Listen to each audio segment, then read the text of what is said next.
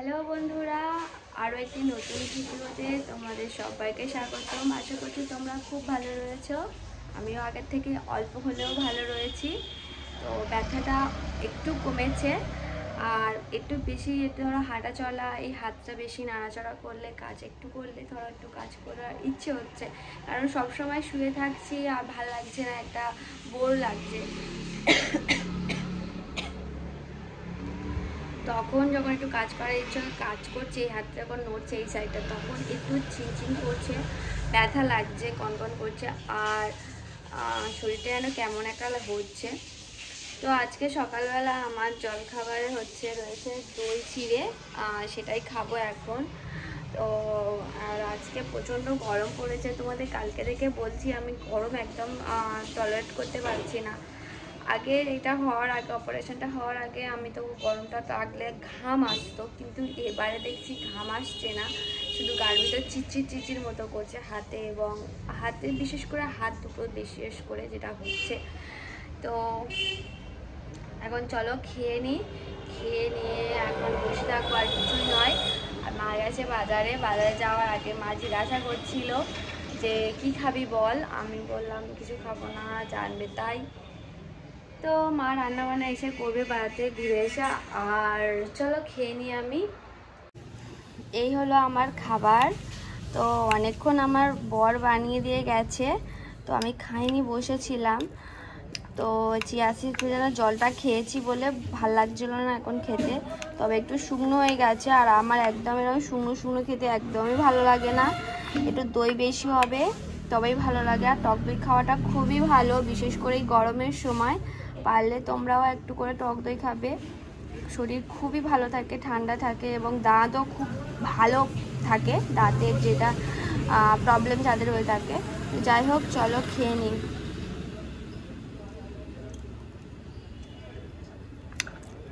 খেতে অতটাও ভালো নয়, একদম টেস্টলেস, যেহেতু আমি মিষ্টি দিইনি এর মধ্যে, শুধু ওই খেজুরটার মিষ্টিটাই রয়েছে, বাদবাকি কোনো মিষ্টি নেই। দইয়ের টক তো রয়েছে। যারা ভালোবাসে টক দই খেতে তারা কিন্তু এরকম করে সকালবেলা খেতে পারো। যাই হোক, বাইরেটা দেখো, একবার করে আকাশটা মেঘলা করছে আর একবার করে রোদ উঠছে। আর রোদটা যখন উঠছে না তখন একদম মানে রোদের বাইরে দাঁড়িয়ে থাকা যাচ্ছে না, যেন মনে হচ্ছে যেন মানে সূর্য ফেটে পড়বে, এরকম একটা ভাব হচ্ছে। তো যাই হোক, চল আমি খেয়ে নিই, খেয়ে নিয়ে তোমাদের সাথে দেখা হচ্ছে। সকালে খাওয়ার পর একটা ওষুধ রয়েছে, সেটাই খাওয়া হয়ে গেছে। এটা এই ওষুধটা খাবো। আর ওষুধ বলতে গেলে 2-1 দিনের মতো আছে, ওষুধ বেশি দিনের জন্য দেয়নি, 7 দিনের জন্য দিয়েছে। তো এইবারে যে কটা রয়েছে সে কটা দুপুরবেলা আর রাত্রেবেলা, এই সকালেই একটাই ওষুধ। তো এটা খেয়ে নিই, খেতে কষ্ট হলেও কিন্তু খেতে তো হবেই। তো চলো খেয়ে নিই। এবার একবার মলমটাও লাগিয়ে নেব। ওষুধ তো খাওয়া হয়ে গেছে, ওষুধ কারোরই খেতে ইচ্ছে করে না, কিন্তু খেতে তো হবে। রোগের জ্বালা এমন জ্বালা যে রোগ সারানোর জন্য সব কিছু আমাদের করতে হবে। যাই হোক, চলো আমি এই মলমটাও লাগিয়ে নিই, লাগিয়ে নিয়ে আমি একটু রেস্ট করব, তারপর একটু নিচে যাব। দেখো, আমি চার্জারটা গলায় জড়িয়েও নিয়েছি, আর অনেকদিন পরে দোলাতে একটু দুলছি, এটা আমার খুবই ভালো লাগে। আর আজকে সকালবেলা স্নান করিনি, একটু জামা কাপড় ছেড়ে আমি আমার গপুকে একটু মুখ টুক ধুয়ে ঘুম থেকে তুলেছি। প্রায় 4-5 দিন পর আমি আমার গপুর সেবা করলাম, যেটা অনেকটা মন থেকেই ভালো লাগলো। আর মা বাজার থেকে চলেও এসেছে। তো মা কি মাছ এনেছে দেখাই। তো মা বললো রুই মাছ এনেছি। তো আজকে করবে না, মানে এবেলা করবে না, ওবেলায় করবে। তো ডাল হয়েছে এবেলা, আম ডাল। আর আম ডাল খেতে আমার ভীষণই ভালো লাগে, বিশেষ করে এই গরমকালে আম ডালটা আমার অত্যাধিক ভালো লাগে, যে আম ডাল দিয়েই ভাত খেয়ে নেবো, মাছের আমার দরকার নেই। তো মা বলছে অনেকগুলো ডিম রয়েছে, তো ডিমের কিছু একটা কর। তো সেটাই ফোনে দেখছিলাম যে ডিমের কি করা যায়, তো একটা নতুন রেসিপি করবো ভাবছি। তো ডিমটাকে মাখাবো, কিন্তু হ্যাঁ, সব জোগাড় করে দিলেই তবে আমি করতে পারবো। তো মা এখন মাছ কটা ভেজে দিচ্ছে, আর পেঁয়াজ সব কোটাকাটি প্রায় কমপ্লিট হয়ে গেছে। তো চলো তোমাদেরকে দেখাই। বাবা আজকে বড় মাছ এনেছিল, আর মাছের ভিতরে আজকে অনেকখানি ডিম ছিল, দেখো এতটা আরও আছে। তো মাছের ডিম আমাদের বাড়িতে কেউই খেতে ভালোবাসে না, আর মাছের ডিম প্রায় সময় ছোলে দিলে নষ্ট হয়। তো আজকে ভাবছি নষ্ট হওয়ার থেকে আজকে অন্যরকম রেসিপি করব। আর তোমরাও কিন্তু যাদের বাড়িতে এরকম মাছের ডিম খেতে ভালোবাসে না তারা কিন্তু করলে কিন্তু তোমরা সবাই ভালোবাসবে খেতে।